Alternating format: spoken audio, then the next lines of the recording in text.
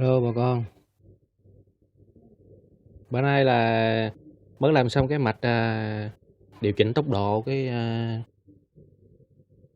cái bơm bơm chiều, bơm điện một chiều nè, xong rồi sẵn rồi đánh giá chia sẻ rồi. Đây là cái bơm Sin vậy nè, Sin Leader vậy nè, 12V 3,5 ampere. Thì cái bơm này cái độ ăn điện của nó là đúng luôn. Tôi xài cái nguồn tổ ong tới 33 ampere này. Thì thấy cái độ ăn điện cũng cỡ đó. Tại nó có bơm nước nên là lấy cái này che lại. Có gì có sự cố rồi đây đây là cái bộ điều tốc, bộ điều chỉnh tốc độ tôi mới chế. Nó phe cho bà con luôn. Thì cái mạch này tôi để nói sao đây. Mạch này đơn giản lắm. Đó có một mấy con linh kiện à.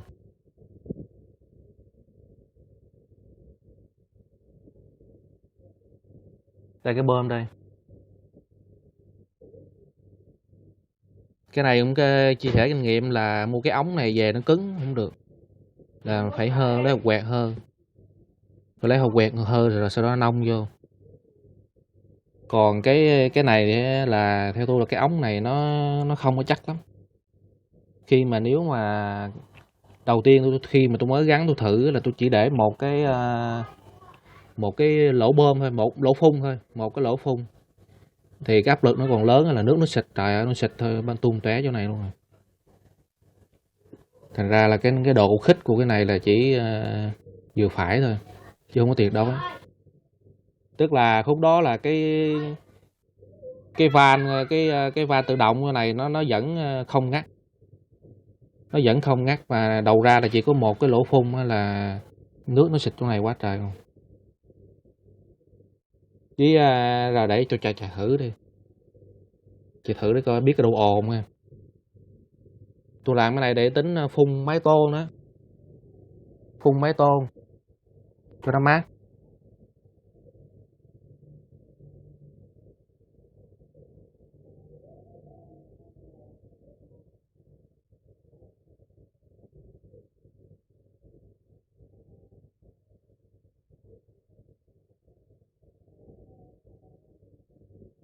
Đó là hiện nay là đó.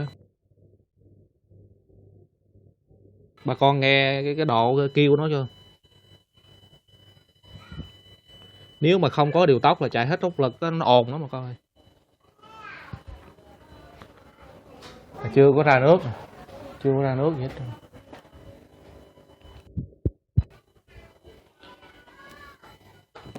Đó nó chưa có ra nước mà nó kêu vậy nè.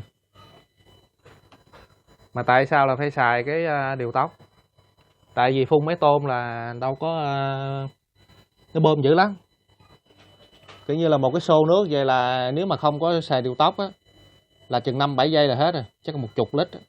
Nó bơm cái èo dòm sơ cái hết nước liền. Dòm sơ là hết nước. Nên là phải có điều tốc.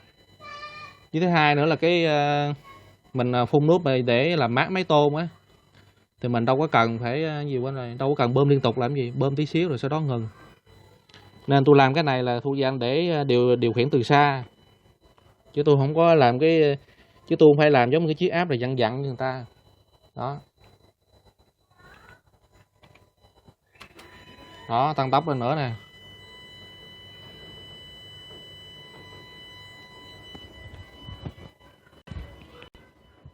Cũng chưa ra luôn. Thì cái này là nghe nó hú thôi chứ chưa có kêu chứ còn nếu mà để nguyên si á, để điện nguyên luôn là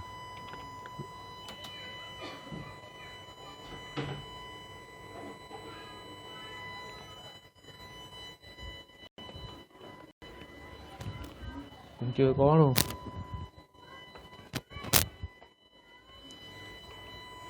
Cũng chưa lên nước nổi. phải 50, duty phải 50. Đó, bắt đầu lên nữa ha. Con thấy nó rung không? Bắt đầu rung, nó có nước rồi đó. Đó, nó rung nè. Là cái đoạn này là bà con thấy bên đây nè, bên đây nó sẽ rung dữ hơn. Bà con thấy nó không lấy nét được đúng không? Đâu lấy nét nổi. Bắt đầu nó rung nữa.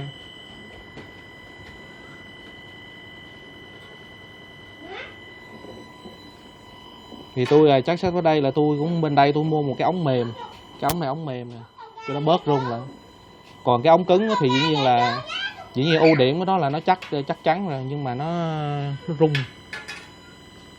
Nó rung cành nên là nếu mình bơm mấy tôn thì chắc mình bơm tí xíu thôi cho nó ướt mấy tôn rồi sau đó phải ngưng. Chứ nếu từ sáng tới chiều mà nó bơm kiểu gì chắc chết, không có người nào chịu nổi. Nó rung như con cậy kìa.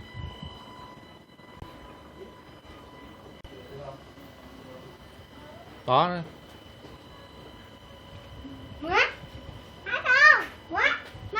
Chồng phải quay cái này khó quay, nó nói chung là có nước mấy đứa nít phái rồi. Đó.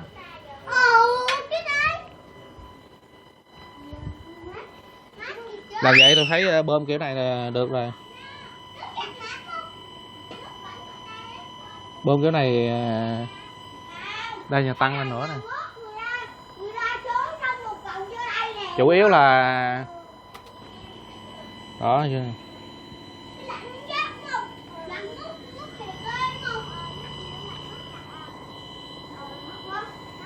Cái này nếu mà không có đầu tóc chị chắc chị không nổi đâu. Đó bây giờ nó rung tới cái thùng luôn nè. Bây giờ tức là cái ống này nó rung nè, xong rồi nó đụng vô cái thùng nó rung luôn cái thùng, ồn luôn cái thùng.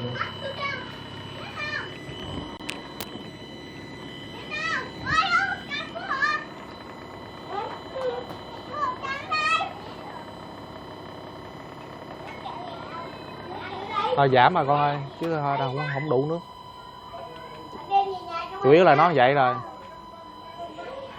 Đó nè, tôi không có điều chỉnh chiếc áp gì hết á. Không có chiếc áp gì hết nè. 2 dây đúng không? Nè 2 dây nè, đó nè. Dây đỏ vô nguồn nè, dây xanh thì vô mạch nè. Đó.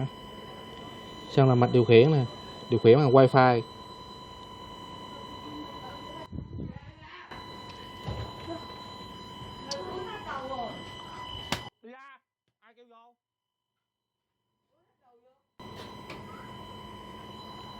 Điện đài không có cho mấy đứa nhỏ, mấy đứa này lì quá trời luôn. Phải giảm bớt thôi.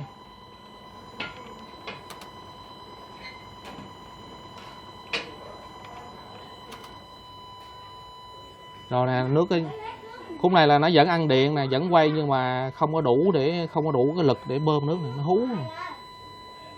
Thì khi cái máy quay bơm này là khi bơm là nó hú. Mà khi mà nó bơm được nước bắt đầu nó rung.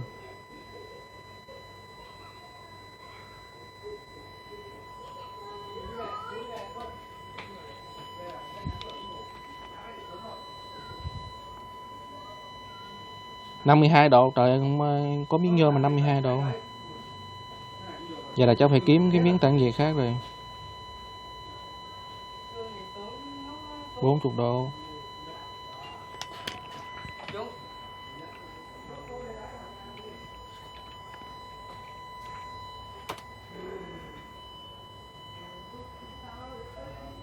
Nói chung là kế hoạch của tôi là bơm cho chừng ướt mấy tôm á, bơm chừng 1-2 phút thôi cho nó ướt mấy tôm, rồi sau đó mình ngưng chứ mình đâu có xối liên tục làm gì. Chừng nào mà mình thu được cái nguồn nước, tức là nước từ mấy tôm mà nó chảy xuống là mình có cái thùng mình hứng lại rồi sau đó mình bơm tiếp, thì khúc đó may ra mình bơm liên tục. Nhưng mà thực ra bơm liên tục đâu có ý nghĩa. Bơm liên tục thì tốn điện nè, tốn điện với ồn. Là khúc này là duty là xung chỉ còn có 10%, 10% mà nó vẫn kêu vẫn hú. Với thứ hai là tôi làm cái này là để chi, để tôi điều chỉnh tốc độ cho nó tăng dần, chứ không phải như là cái kiểu như mình xài bình thường là cắm điện vô cái bùm làm lên đột ngột kiểu vậy là cái motor chị đâu nọ, thì cái motor này nó xài motor chổi than. Motor chổi than nên là nó sẽ mòn cái chổi than. Motor kiểu công nghệ hồi xưa á. Nói làm sao mà nguyên cái này nó chỉ có trăm mấy ngàn là nó bán cho phải lời hết một khúc. Lời hết một khúc rồi. Nên là trăm mấy ngàn là cái công nghệ này nó cũ xì, công nghệ này nó đâu có bền được. Vẫn 51 độ.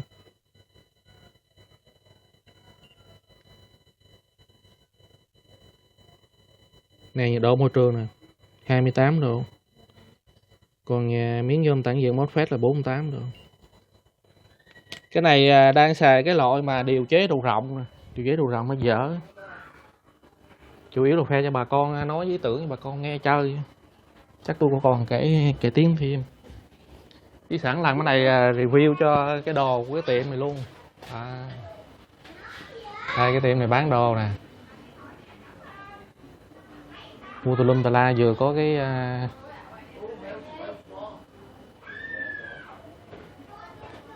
cổng nhôm này, có cái cục vừa cái ống phun bằng đồng, rồi ống phun bằng nhựa luôn. Thôi sẵn làm luôn cho rồi, sẵn nói luôn. Đầu tiên họ mua về cái cục này nè, với người ta bán cục này thôi. Cái không biết sao gắn vô thì ra là cái ống nó ống 8. Là mình phải cắt một cái ống 8 rồi mới dán bên đây với bên đây được. Lúc đầu vậy lần quần sợ quá trời luôn. Cua quá trời không biết kiểu sao để gắn. Tiệm mà chỉ biết bán thôi, không có hướng dẫn mẹ chứ. Nhiều cái nó đơn giản như mình từ nào đâu biết bóc gì đâu. Nói chung làm cái gì cho bà con nói sẵn nói luôn, bà con mua về cái làm luôn. Đỡ tốn thời gian phải mày mò lên la. Nóng máy quá, đang quay mà nóng máy quá Hưng. Rồi để nói tiếp là cái motor này do cái gốc của nó là cái công nghệ của nó xài công nghệ cũ nên là phải tăng tốc từ từ. Mà tăng tốc từ từ phải xài cái mạch điều tốc rồi. Thì thứ hai nữa là mình để mình phun mấy tôn thì không thể nào phun liên tục được. Phun liên tục là do cái máy bơm này nó ồn. Giờ tôi có thử tính mua cái mạch tự động á, mua cái mạch tự động, cái relay tự động mà cái timer tự động gì trên cái tiệm này nó cũng bán luôn, là một ngày thì được 17 lần. Không lẽ từ sáng giờ chỉ mở, tôi thấy không đủ nhu cầu nên là tự làm cái điều tốc, cái điều tốc mà chỉnh bằng wifi.